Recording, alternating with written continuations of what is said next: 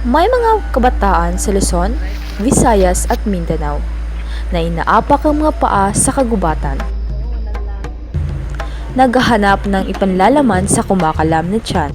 Naghahanap ng mapakikinabangan. Mga kabataang sinuong ang lahat para makapag-aral.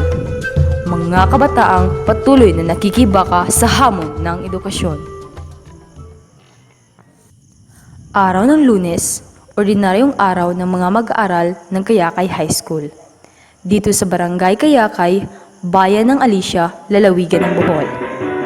Maagang nag-flag ceremony ang mga estudyante.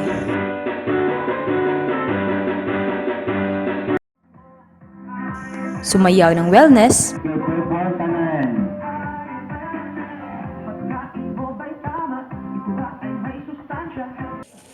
at pumasok sa kani-kanilang classroom.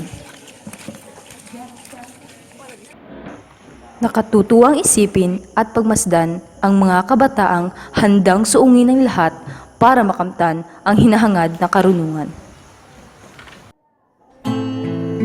Sa loob ng classroom ng Grade 11 Mark Zuckerberg, nakilala namin si Angelo Salas, 17 taong gulang, isa sa mga libu-libong kabataan na handang suungin ng lahat para makamtan ang butil ng karunungan. Unsa maimuhang mga pamaagi, Angelo, para makaskwela ka og senior high school? Inigway klase, manarbaho, ngitag ka trabahoan ug kakwartahan kay lisod og di mangita og katrabahoan og kwartahan bitaw og nay gusto jud kag mo eskwela senior high school kay daghay mga amoton, daghan koy kinahanglan musbay.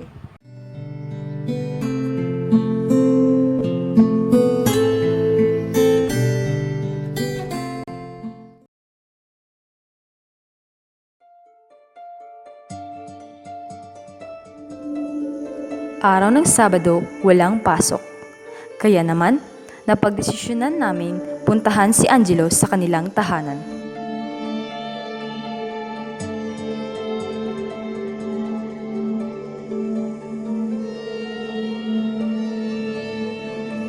Nadatnan namin karga-karga niya ang kanyang nakababatang kapatid.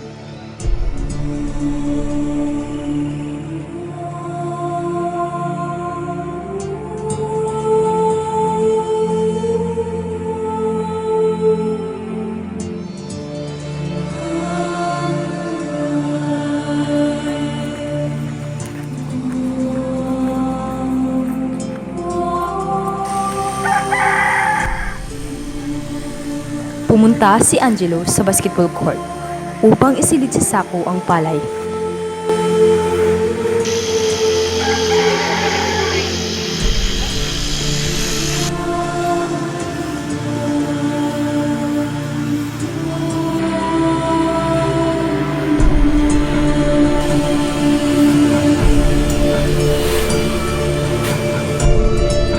Nagulat kami nang binuhat ni Angelo ang malaking sako ng palay. Buong lakas niya itong binuhat at hindi niya ininda ang bigat nito. Dahil ayon sa kanya, dito nakasalalay ang kakainin nila sa loob ng isang buwan.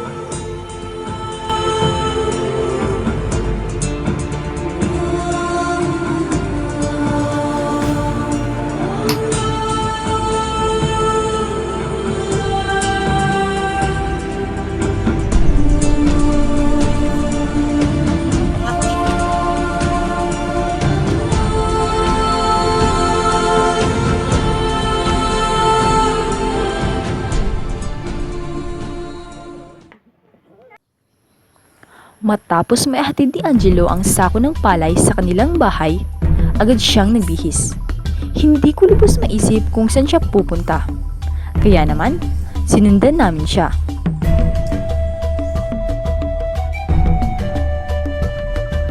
At sa palayan kami dinala ng mga mumunting paa ni Angelo. Ngayong araw pala ay magtatrabaho siya sa sakahan ng kanyang tiyo. Kapalit ng kaunting sahod upang ipambili ng gamit para sa kanyang proyekto at ipambibili na rin ng kanilang uulamin.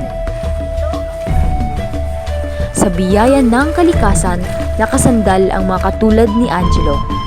Umaasa sa karampot na kita kapalit ang pag-asang makakaahon pansamantala sa putik ng kahirapan. Unsa may mga pangandoy sa imong kinabuhi, Angelo? Unsa say gusto nimong makabot sa imong kinabuhi? Kahuman og college, mahimong professional or aron makatabang sa akong ginikanan og igsuon kay og para og maminjo ang mga igsuon makatabang sa og makahuman sila aron di na magkalisod-lisod.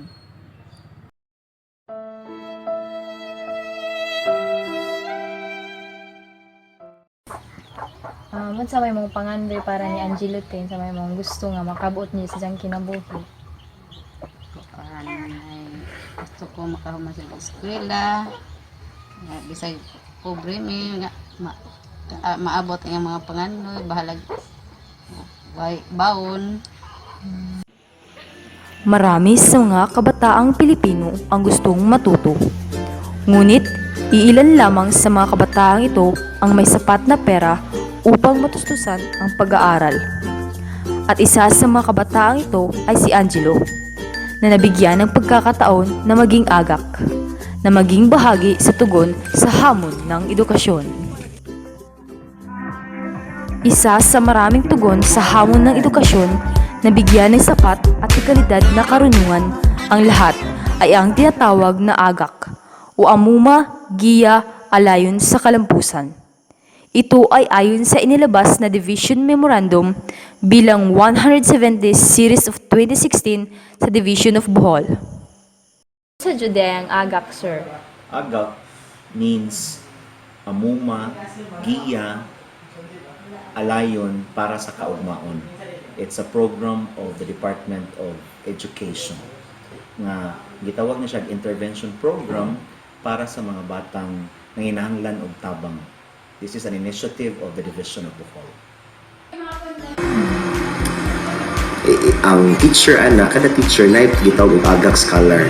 Pwede siya mohatag og financial, pwede siya mohatag og school supplies or moral support sa estudyante arong magpabilin nga naa sa eskwelahan. In other words, the student will stay and finish high school or even sa elementary or even kindergarten.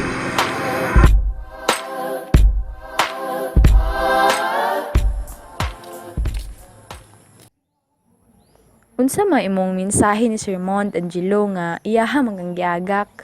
Pasalamat ko dako ni sermon nga iya kong giagat nagangganan ahong balay ronon og diin ta siya magbag-ok kay para daghay idyang matabangan nga pareha na nga naglisod.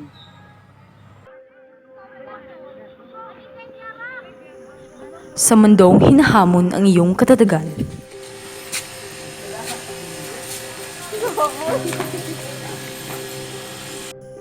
Sa mundong hindi maubos-ubos ang hamong pinagdaraanan. Sa mundong edukasyon lamang ang tanging sandigan. Masasabing kabataan ng pag-asa ng bayan. Kung tutuusin, iisa lamang ang agak sa maraming maaring tugon upang tugunan ang hamon ng edukasyon, na mabigyan ng sapat at kalidad na edukasyon ang henerasyon ngayon. Ako po si Rica Cansancio at ito po ang CHS Diary.